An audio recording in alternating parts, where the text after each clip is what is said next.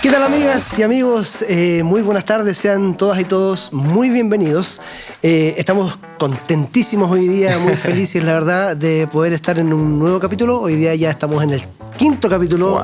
Ha avanzado rápido esto, la verdad que ha sido maravilloso cómo se ha ido dando. Hemos hablado de diversos temas, como lo veníamos conversando recién. Y hoy día nos acompaña un invitado de lujo, la verdad. Tenemos hoy día, y venimos recién saliendo de un taller, ¿verdad? Muy intenso, muy revelador en ese sentido. Agradecer también la instancia que habla justamente de lo que queremos hablar hoy día, pastor. Hoy día tenemos a nuestro pastor principal, ¿cierto? El pastor principal de nuestro ministerio, quien viene desde Punta Arenas viajando, ¿verdad? En un viaje un poquito movido por lo que nos contaba. Y hoy día queremos hablar justamente de lo que estábamos conversando en el taller Pastor Víctor, y de la urgencia, y esto está reflejado, ¿verdad?, en el libro de Romanos. Vamos a ir escudriñando un poco y comentando ciertas cosas de por qué la urgencia de predicar el Evangelio. Pastor, usted con fervor delante nos lo mencionaba, ¿verdad? Y sin duda es urgente predicar el Evangelio de Jesucristo. Y en esta ocasión queremos abocarnos en tres puntos principales. Okay. ¿Ya? Lo vamos a ir viendo hacia abajo. Y contextualizando, bueno, esta es la carta, ¿cierto?, del apóstol Pablo a los romanos en este caso. Y en el libro de Romanos, ¿cierto?, que es considerado uno de los más importantes dentro del Evangelio, porque de alguna manera resume, ¿cierto?, todo lo que significa el Evangelio. Usted lo decía recién, no solamente de los Evangelios del Nuevo Testamento, ¿cierto?, sino que de toda la palabra, de toda la Escritura. Y nos vamos a centrar en Romanos 1:1 en adelante. Perfecto. Y quiero leer textualmente, pastor, y si podemos ir comentándolo, ¿verdad? Dice en Romanos 1:1, dice: Pablo, siervo de Cristo Jesús, llamado a ser apóstol, apartado para anunciar el Evangelio de Dios. Y acá me quiero detener, pastor, en un detalle bien hermoso en realidad, en este caso el apóstol Pablo menciona, dice siervo de Cristo, y cuando habla y menciona la palabra siervo en el griego, ¿verdad? Esa palabra es doulos. No sé si lo hemos estudiado, lo hemos comentado en otras ocasiones.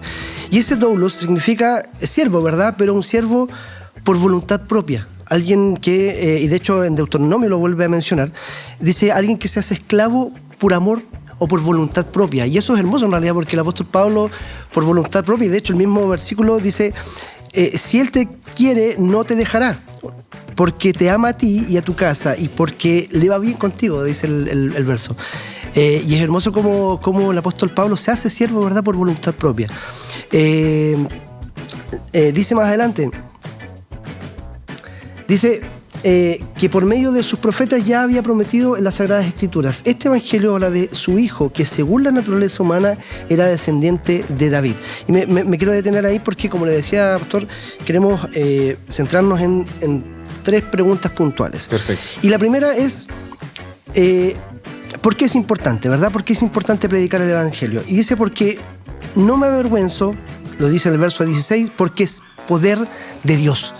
No sé si nos podemos detener ahí, pastor, si podemos adentrar en eso, porque es poder de Dios, dice el verso 16.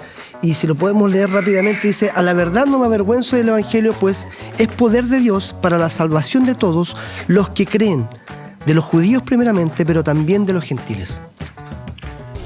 Sí, no, es tremenda.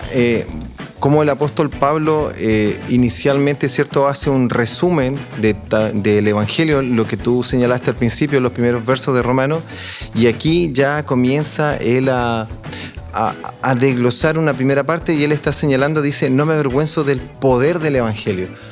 Pero no quiere decir como si él tuviera vergüenza, sino que él está dando un énfasis para que mostrar que él está apasionado por el Evangelio, que hay una urgencia de predicar el Evangelio. Y cuando tú me dices cuál es la importancia es que no hay otra forma que el ser humano se salve. Y alguien diría, ¿y de qué se tiene que salvar? Lo que pasa es que la palabra dice que el alma que peca tiene que morir. Y a pesar que suena súper drástico, el alma que peca tiene que morir. ¿Cuándo muere? Eso, morir, significa que está separado de Dios. Entonces, estará separado de Dios siempre. Y entonces, cuando muera así su cuerpo, su alma no puede ir a Dios. Entonces, necesita un Salvador. Necesita que alguien, por eso dice aquí, dice, para la salvación a todo aquel que cree en este mensaje poderoso que Jesús el Señor vino, murió, resucitó y que en Él está la vida eterna. Entonces, este es el mensaje porque es la única opción que tenemos como humanidad de estar en la presencia de Dios. No hay otra. No hay otra alternativa. No hay otro camino, por más que nos digan o que se nos intente muchas veces instruir de otros medios para llegar al Padre. No hay otro camino. Por lo tanto, podemos decir, pastor, que es el mensaje más poderoso que podemos entregarle a una persona. Exacto, es el mensaje más poderoso y no solo es el más poderoso, es el gran mensaje que está en toda la palabra. Desde Génesis 3 hasta Apocalipsis 21, cuando el ser humano, ¿cierto?, la primera pareja peca en el huerto del Edén, desobedece a Dios, de su mandato, comienza en ese momento la buena noticia y comienza la revelación del Evangelio, que es el plan de redención para la humanidad, para la restauración de todas las cosas, tanto del ser humano como de todas las cosas. Por eso que en Romano igual dice que toda la creación gime a una para que se restauren todas las cosas. Entonces es el gran mensaje para redimir a la humanidad y es el gran mensaje para restaurar todas las cosas en Cristo. Es poderoso, es un mensaje poderoso. De hecho, una de las historias que me llamaba la atención es de un predicador, no recuerdo bien la fecha, digamos, en el que él predicó, se dice que predicó a más de 10 millones de personas. Wow. Charles Spurgeon, sí. Spurgeon, no sé si le suena. Sí, fue un predicador inglés, del año 1800 y algo. De hecho, para que la gente lo entienda, es contemporáneo de Karl Marx. De Karl Marx, claro. Él es contemporáneo de él. Claro. Hay una historia que me llama mucho la atención, pastor, que habla de sus inicios. Habla de los inicios de Spurgeon. Cuando le corresponde o le piden, ¿cierto?, que dé un mensaje en su iglesia. Y él, como estaba comenzando, no tenía mucha experiencia y no sabía muy bien. En esos tiempos no habían micrófonos, ¿verdad? No teníamos las facilidades que existen hoy en día. Y para poner en práctica su mensaje, se aparta de la ciudad y se va a un río, a un lugar apartado de la ciudad. Y se va a un río debajo o cercano a un puente. Y en ese lugar comienza a practicar su mensaje. El Evangelio, puntualmente. Claro. El Evangelio de Jesucristo. Y comienza vía voz a decirlo, este mensaje, y da un mensaje de por lo menos media hora, 45 minutos. Y al final, para poner más en práctica su mensaje y esperando un buen resultado, dice, bueno, si tú quieres recibir al Señor Jesús y quieres realmente transformar tu vida y caminar con Dios, no sé, me imagino. Claro. Puedas aceptar ahora a Jesucristo, recibirlo y ser transformado. Y en ese momento, debajo del puente, aparece un vagabundo. Un vagabundo, podríamos decir. Así todo. Entonces se podrán imaginar cómo aparece un vagabundo debajo de un puente. Un vagabundo debajo de un puente, claro. Y le dice, oh, yo quiero recibir a Jesús. Y en ese momento él ora por esa persona. Él recibe a Jesús y transforma su vida. Wow. Y esa persona llega a ser uno de los pastores principales en la iglesia de Spurgeon. Oh, glorioso. Entonces, es glorioso. ¿Por qué? Porque este mensaje transforma la vida de un ser humano, de una persona. Lo que pasa es que este mensaje es el gran mensaje de la salvación de la humanidad. La humanidad está en una situación que tiene que ser juzgada. Entonces, cuando aparece este mensaje, ¿cierto?, y toda la obra del Señor, es que hay una oportunidad, hay una única oportunidad para el ser humano. Y es por eso que este mensaje es tan potente. Entonces, hombres en toda la época han dedicado su vida para practicarlo, como lo estaba contando tú de Spurgeon, entenderlo, e incluso a Spurgeon le pasa que a él le toca pelear con Carlos Marx, que es el contemporáneo, el que inicia el comunismo. Exacto. Junto con Engel, y es por eso que este hombre estaba tan enojado porque quería amonestar a las personas para que hicieran una revolución por el tema de la revolución industrial, que se enoja tanto porque el Evangelio adquirió tanto poder ahí en Inglaterra que dijo, en realidad la religión es el opio del pueblo. Y ahí nace esa frase de que la religión es el opio del pueblo, los tiene adormecidos, porque no logró que hubiera una rebelión producto de la revolución industrial en Inglaterra. ¿Por qué no se produjo esa revolución y guerra civil y todos los problemas? Únicamente por la predicación del Evangelio, y en este caso Dios usó a Charles Spurgeon. Wow, glorioso. Qué maravilloso cómo el Señor usa a las personas en épocas específicas también. Sin duda es un mensaje que transforma, Como les decíamos, esto estaba en el verso 16, lo podemos ver como lo decíamos recién, ¿cierto? La verdad no me avergüenzo del Evangelio, decía el apóstol, porque es poder de Dios. La segunda pregunta o la segunda interrogante en la cual vamos a indagar, pastor, es porque este mensaje es el único que produce vida y no muerte, como pudiéramos decirlo, o como la historia también ha registrado, que nos deja la religión o la religiosidad, digamos, y todas las tradiciones que eso trae. La religión trae muerte finalmente, con todas las reglas impuestas y con una serie de medidas, ¿cierto?, que finalmente jamás vamos a alcanzar a cumplir. Pero el Señor Jesús nos dice que en Él tenemos vida, que Él es la vida, que Él es la verdad, el camino y la vida. Sí. Entonces, es el único mensaje que finalmente produce vida en la vida de un ser. Claro, y es el único que produce vida porque en Jesús está la vida. Él dijo, y ustedes no vienen para que yo les dé vida eterna. Ustedes no vienen a mí porque es como que no quisieran tener vida. Entonces, este es el único mensaje que da vida, porque también es el único mensaje que el Padre tiene, ¿cierto? Que tú lanzas la semilla, porque después esa semilla tiene que fecundar, tiene que germinar, algo la tiene que producir que crezca. Y el Espíritu Santo, la única palabra que hace germinar es la palabra que sale de la boca de Dios. Y toda la palabra es inspirada por Dios. Entonces el Espíritu Santo a lo que le va a dar vida es a lo que dijo Jesús, a lo que han dicho los profetas, a lo que han dicho los antiguos, de parte de Dios. A eso le va a dar vida. Y el mensaje está trascendental en la ley, en los profetas y en los salmos. Y entonces el Espíritu Santo, cuando alguien se determina a predicar este mensaje, a este mensaje el Espíritu de Dios le da vida, como le da vida en Ezequiel, a ese valle de huesos secos, que cuando tienen, ¿cierto?, le hace un acto profético a Ezequiel y empiezan a tener tendones, empiezan a aparecer los músculos, todo, pero todavía están muertos.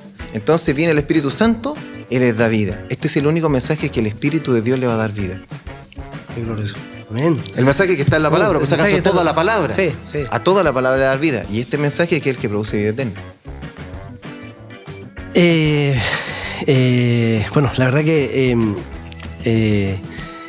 el libro de Romanos, como lo decíamos al comienzo, es un resumen de toda la palabra y todo lo que el Señor, por medio de este plan perfecto, ¿verdad?, ha determinado para sus hijos. A veces nos cuesta, pastor, entender esto un poco, y vamos a tocarlo eso en el tercer y último punto, respecto a nuestra naturaleza puntualmente, a lo que nosotros como seres humanos, digamos, tenemos por heredad, que a veces, lo comentaba hace un rato atrás en el taller, que a veces nosotros decimos, no, si yo no soy una mala persona, no miento, no he matado a nadie, ¿verdad? Pero, y que tiene que ver con la ira de Dios contra la humanidad. Y a veces cuesta un poco entenderlo porque nos quedamos con el Dios es amor, ¿cierto? Y con que Dios es todo perdón. Pero si vivimos en una sociedad en la cual, cuando hay digámoslo así, un homicidio, un asesinato, son palabras fuertes, ¿verdad? Pero cuando hay un crimen puntualmente, ese crimen tiene que ser juzgado. Necesariamente tiene que ser juzgado. Tiene que haber un responsable que tiene que pagar finalmente, ¿cierto? Y si aquí en la tierra tenemos un sistema judicial que de alguna manera juzga, ¿verdad?, cuando se hace o cuando se comete un delito, ¿qué más nuestro Señor? ¿Qué más Dios, que es el creador del universo? Tiene que haber también un juicio en este caso por digámoslo así, por el pecado del hombre. Claro. Si no tiene otra. A veces lo queremos disfrazar, a veces. Claro, y la palabra pecado significa que alguien no da en el blanco. Errar al blanco. Entonces, como la persona, por más que lo intenta, va a errar al blanco. ¿Por qué? Porque de eso. Y el pecado está hecho de que la persona, por más que quiere cumplir el mandato de Dios, para agradar a Dios, no puede. Erra al blanco. Quiere cumplir la ley, pero erra al blanco. Y eso, pastor, Nos pasa a todos en realidad. A todos. A todos ser humanos. Por eso dice la palabra, judíos y gentiles. Los primeros capítulos de Romanos hasta el capítulo 3, Pablo lo único que quiere dejar en claro que tanto judíos y gentiles necesitan ser salvados por Dios. Amén. Y de hecho hay una urgencia en los primeros versos, dice que lo ha intentado en muchas veces, pero no ha podido. Pero hay una urgencia de parte de Pablo de ir a predicarles, de ir a establecerlos, ¿verdad?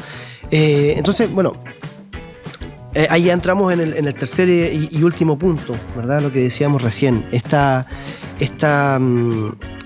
a veces dificultad que tenemos nosotros las personas, los seres humanos, para comprender y entender que efectivamente antes de conocer a Dios, antes de conocer a Jesús, estábamos en tinieblas literalmente, y acá uno trata de no ser autorreferente, pero es imposible porque uno piensa en cómo era antes de conocer a Jesús, claro, y lo que ocurre después de conocerlo, y cómo literalmente hay un velo que es rasgado, porque hay muchas cosas que uno no entendía antes de conocerlo, y que uno, a medida que va creciendo en el Evangelio, que Jesús, por medio del Espíritu Santo, va transformando nuestra vida, y que es un proceso natural, que muchas veces queremos presionarlo, queremos apurarlo, pero es como en el embarazo, yo siempre lo digo. Una mujer cuando se embaraza no le dice a su estómago o a sus costillas que se enanchen, es un proceso que ocurre de manera natural, claro. Igualmente con el Espíritu Santo, pero finalmente es un velo que se raja. Exactamente, ¿verdad? Eso es lo que sucede en nosotros. Lo que pasa que dice eso también, la palabra, que el diablo tiene enceguecida a las personas, y hay un velo que cubre para que no lo puedan ver, que no podamos ver.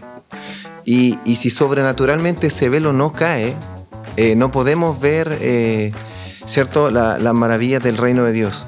Y también entenderlo, me voy a volver un poco quizás, y ahí tú lo enganchas, que cuando las personas dicen no somos tan malos, lo que pasa es que nosotros tenemos que entender de que Jesús es amor, pero Jesús tiene que obrar, Dios es amor, y Dios tiene que obrar en justicia. Que si Dios no es justo y no castiga la maldad, entonces sería ahora injusto. Pero Dios no puede ser injusto, porque si no estaría perdiendo ese atributo y ya dejaría de ser Dios. Es por eso que ahí en Romanos 3 termina diciendo, ¿cierto?, que en el fondo está enfocándose en la justicia, y dice que está testificada esta justicia, dice, se ha manifestado la justicia de Dios testificada por la ley y los profetas, la justicia de Dios por medio de la fe en Jesucristo. El gran problema de toda la Biblia, y que el problema entre paréntesis de que lo podamos entender, es cómo un Dios amoroso hace justicia, ¿cierto?, y cómo salva a este pecador y él sigue siendo justo, obrando en justicia. Y ahí aparece la bendita cruz. Amén. Eso es tan cierto, pastor, porque yo pongo el ejemplo a veces cuando hemos hablado de esto, y les pregunto de repente a discípulos, les pregunto a personas, imagínense en el contexto de que uno cometió un delito, se pasó un disco party, a causa de eso atropelló a alguien y está en el juzgado. Y ese juez, si es un juez justo, tiene que dictaminar una sentencia. Sería un juez corrupto si no lo hiciera, ¿verdad? Claro. Y yo les siempre pregunto y hago este cuestionamiento: ¿qué pasaría si justo en el momento que el juez va a dictaminar la sentencia y va a decir por ese crimen horrible 25 años de cárcel, 25 años y un día, no sé, y justo al momento que va a dar el martillazo aparece alguien que tú nunca has visto, que jamás te imaginaste pensar conocer, y le dice al juez: alto, por favor, deténgase? Son 25 años y un día para ese crimen que esa persona cometió, pero yo no quiero que esa persona vaya a la cárcel. No quiero que esa persona termine sus días y muera finalmente en la cárcel. Yo voy a tomar ese castigo. Yo voy a tomar... Exactamente. Eso es lo que hizo exactamente nuestro Señor Jesús en la cruz. Ese es la sustitución. Debería ir el pecador, el malo, el injusto, a pagar sus pecados, pero no, va el justo de Dios. Y ahí es por eso que termina, y aquí perdone a los que están ahí, pero dice que a fin de que Él, que es Dios, sea el que es justo y el que justifica al que es de la fe en Jesús. Él sigue siendo justo a través de haber obrado, ¿cierto?, y haber desatado toda su ira y todo su juicio en Jesús. La verdad que cómo no darle gracias al Señor Jesús. Quisiéramos tener mucho más tiempo. Sí. La verdad que esto es un tema que nos apasiona, y de hecho si esto no nos apasiona, pastor, si este evangelio no nos apasiona, si cuando vemos a alguien, literalmente una persona que va directamente al barranco en un vehículo a 150 kilómetros por hora y no le decimos detente porque te vas a matar, vas a morir, si esto no nos apasiona, tenemos que preguntarnos a qué Dios estamos sirviendo, o sea, ¿a quién le estamos sirviendo finalmente? Exactamente. Este debiera ser el motor de nosotros como conocedores, como hijos de Dios, como aquellos que de alguna manera fueron sacados y la luz fue mostrada y ese velo fue rasgado. Claro. A mí me gustaría, no sé si tengo aunque sea un minuto. Tenemos tiempo. Un minuto. Decirle a las personas que nos están oyendo, y a lo mejor esta persona dice es que yo he cometido esto, Dios no me podría perdonar, o no sé, una dificultad, estás pasando por una depresión, por un problema, yo te digo que no hay nada que estés pasando tan fuerte que el Señor Jesús no pueda perdonarte, que Él no te pueda perdonar. Todo es perdonado, excepto una pequeña cosa, pero que seguramente tú no has hecho, que es blasfemar contra el Espíritu Santo. Pero tú tienes una oportunidad. Yo lo que te quiero decir esto, hay una oportunidad. Dios proveyó de un cordero. Dios no quiere que la humanidad tenga que pasar por este juicio. Dios es tan amoroso que no quiere que la humanidad sea sentenciada. Ya sentenció a su Hijo, ya derramó toda la ira sobre su Hijo y Él proveyó de un cordero. Ahí muestra su amor. Tú no tienes que pasar por eso. Tú solo tienes que confiar, creer y saber que tú tenías que pagarlo, pero que puedes confiar en este sacrificio de nuestro Señor. Y saber que Dios no quiere que pases por esto. Si Dios no quiere que pasemos por esto, porque su Hijo ya lo pasó. Glorioso. Muchas gracias, pastor. La verdad que siempre nos quedamos cortos de tiempo. Imagino. Nos hubiese encantado poder ahondar mucho más, pero sabemos que vienen muchos más capítulos. Esperamos tal vez tenerlo en una próxima oportunidad. Va a ser una pueda alegría acompañar. Y de verdad le bendecimos, pastor, porque esto es algo que el Señor nos ha revelado por medio del Espíritu Santo, pero siempre es bueno volver a los fundamentos, volver a lo que finalmente es el Evangelio del Señor. Así que una vez más los dejamos invitados, les enviamos un fuerte abrazo. Esperamos que esta palabra haya, como lo decimos siempre, haya tocado su corazón y que puedan entender que no están solos. Y estamos aquí nosotros para lo que necesiten. Les enviamos un fuerte abrazo. Dios los bendiga. Pastor, muchas gracias por acompañarnos. Muchas gracias por la invitación. Gracias, pastor. Nos vemos en el próximo capítulo. Dios los bendiga.